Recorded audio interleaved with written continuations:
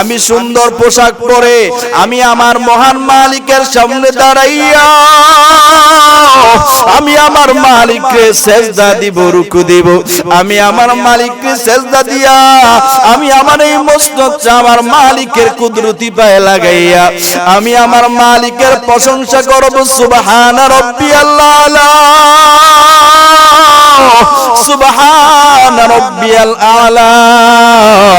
আল্লাহর প্রশংসা করব, আল্লাহর প্রশংসা করব, আল্লাহর গুণগান গাইব। যে আল্লাহ আসমান জমিন বানাইছে, আরে যে আল্লাহ আমারে বানাইছে, সেই মালিকের সামনে আমি দাঁড়াতে যাই, কেমন প্রস্তুতি নিয়ে আসার দরকার ছিল। অথচ আমাদের অবস্থা এমন হয়ে যায়, মসজিদে আসি নামাজ পড়ার জন্য, ঘরের মধ্যে সবচাইতে পুরাতন যেই কাপড়টা আছে ওই পুরাতন কাপড়টা পইরা আপনি কেমন করে মসজিদে আসলেন? আর ওই পুরাতন কাপড় পইরা মহান মালিকের সামনে আপনি কেমন করে দাঁড়াইছেন? একটাবার কি আপনার বিবেকে বাধা দিল না রে বাবা?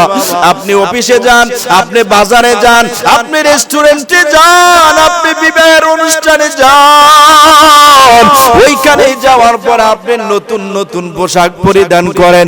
একটাবার কি মালিকের কথা আপনি স্মরণ করলেন না? মালিকের কথা আপনি চিন্তা করলেন না? আমি আমার মালিকের সামনে দাঁড়াইব,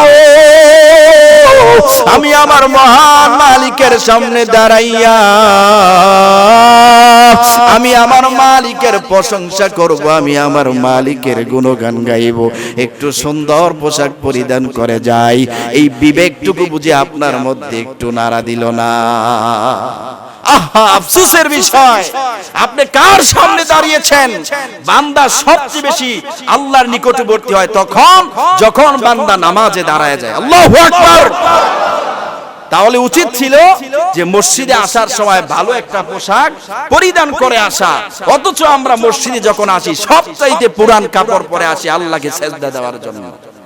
ইয়া বানি আদম খুযু যিনাতাকুম ইনদা কুল্লি মাসজিদিন وكلوا واشربوا ولا تسرفوا।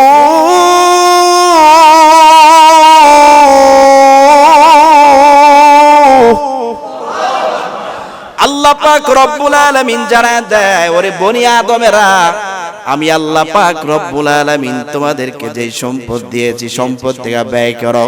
মসজিদে যাও, আল্লাহর ঘরে যাও, আমি আল্লাহর ঘরে গিয়ে নামাজ পড়ো, উত্তম পোশাক সুন্দর পোশাক পরিধান করো, খাও দাও পান করো, কিন্তু অপচয় করবা না।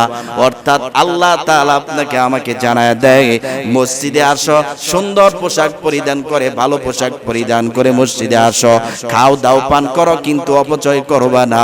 এই জন্য আল্লাহ তাআলা বলেন, ইন্নাহু লা ইউহিব্বুল মুফসিদিন।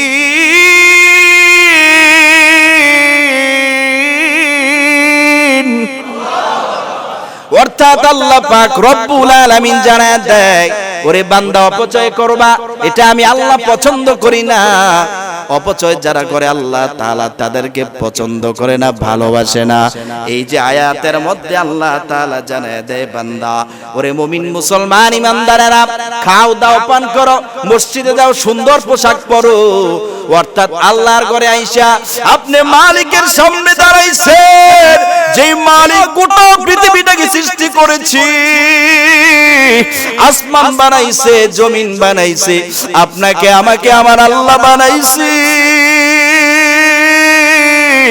আপনি ওই মালিকের সামনে এসে দাঁড়ায় গেছেন। আপনার উচিত ছিল সুন্দর পোশাক পরে আমি আমার মালিকের সামনে দাঁড়াইব। আমি সুন্দর পোশাক পরে আমি আমার মহান মালিকের সামনে দাঁড়াইয়া আমি আমার মালিককে সেজদা দিব, রুকু দিব। আমি আমার মালিককে সেজদা দিয়া আমি আমার এই মসনদ আমার মালিকের কুদরতি পায়ে লাগাইয়া আমি আমার মালিকের প্রশংসা করব। সুবহানা রাব্বিয়াল আলা। রাব্বিয়াল আলা। আল্লাহর প্রশংসা করব, আল্লাহর প্রশংসা করব, আল্লাহর গুণগান গাইব যে আল্লাহ আসমান জমিন বানাইছে। আরে যে আল্লাহ আমারে বানাইছে সেই মালিকের সামনে আমি দাঁড়াতে যাই, কেমন প্রস্তুতি নিয়ে আসার দরকার ছিল। অথচ আমাদের অবস্থা এমন হয়ে যায়, মসজিদে আসি নামাজ পড়ার জন্য, ঘরের মধ্যে সব চাইতে পুরাতন যেই কাপড়টা আছে ওই পুরাতন কাপড়টা পইরা আপনি কেমন করে মসজিদে আসলেন? আরে ওই পুরাতন কাপড় পইরা মহান মালিকের সামনে আপনি কেমন করে দাঁড়াইছেন? একটাবার কি আপনার বিবেকে বাধা দিল না রে বাবা? আপনি অফিসে যান, আপনি বাজারে যান, আপনি রেস্টুরেন্টে যান, আপনি বিবাহের অনুষ্ঠানে যান, ওইখানে যাওয়ার পর আপনি নতুন নতুন পোশাক পরিধান করেন, একটাবার কি মালিকের কথা আপনি স্মরণ করলেন না? মালিকের কথা আপনি চিন্তা করলেন না? আমি আমার মালিকের সামনে দাঁড়াইব, আমি আমার মহান মালিকের সামনে দাঁড়াইয়া আমি আমার মালিকের প্রশংসা করব, আমি আমার মালিকের গুণগান গাইব। একটু সুন্দর পোশাক পরিধান করে যাই, এই বিবেকটুকু বুঝে আপনার মধ্যে একটু নাড়া দিল না? আহা, আফসোসের বিষয়, আপনি কার সামনে দাঁড়িয়েছেন? বান্দা সবচেয়ে বেশি আল্লাহর নিকটবর্তী হয় তখন যখন বান্দা নামাজে দাঁড়ায় যায়। আল্লাহু আকবার। তাহলে উচিত ছিল যে মসজিদে আসার সময় ভালো একটা পোশাক পরিধান করে আসা। অথচ আমরা মসজিদে যখন আসি সবচাইতে পুরান কাপড় পরে আসি আল্লাহকে সেজদা দেওয়ার জন্য। এই জন্য আল্লাহ বলে, বান্দা সুন্দর পোশাক পরিধান করে আল্লাহর ঘরে যাও, মসজিদে যাও এবং খাও দাও পান করো, কিন্তু অপচয় করবা না। আল্লাহ তাআলা এই আয়াতের মধ্যে আরেকটা রব্বুল আলামিন আরেকটা শিক্ষা দিয়েছেন। আল্লাহ বলে, বান্দা অপচয় করবা না, ভালো কথা, আবার সাবধান দেখো কৃপণতাও কইরো না। আছে না নাই? আমাদের দেশে বহু মানুষ আছে, সম্পদের কোনো অভাব নাই, টাকা পয়সার কোনো অভাব নাই, কিন্তু বান্দা যাকাত দিতে চায় না, খাওয়ার মতো মানুষ নাই, মানুষকে দান করতে চায় না। মরার পরে সম্পদগুলা বিভিন্ন মানুষ লুটপাট করে নিয়ে যায়, তারপরও বান্দা আল্লাহর রাস্তায় তার টাকা পয়সা ধন সম্পদ দান করতে চায় না। অনেক মানুষ আছে কৃপণ, প্রচুর পরিমাণে কৃপণ, এত পরিমাণ কৃপণতা করে, আল্লাহ বলেন এই কৃপণকে আমি আল্লাহ পছন্দ করি না। কৃপণকে আল্লাহ কি করে না? পছন্দ করে না। এই জন্য রহমানের বান্দা যারা হয় তারা কৃপণতাও করে না, অপচয় করে না, মধ্যম পন্থা অবলম্বন করে। সুবহানাল্লাহ।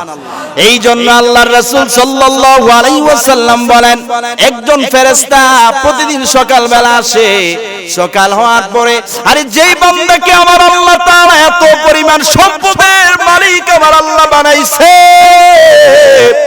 এত পরিমাণ ধন সম্পদের মালিক বানিয়ে দিয়েছে, কিন্তু বান্দা এত ধন সম্পদ পেয়েও কৃপণতা করে, ফেরেশতা দোয়া করে, হে মালিক,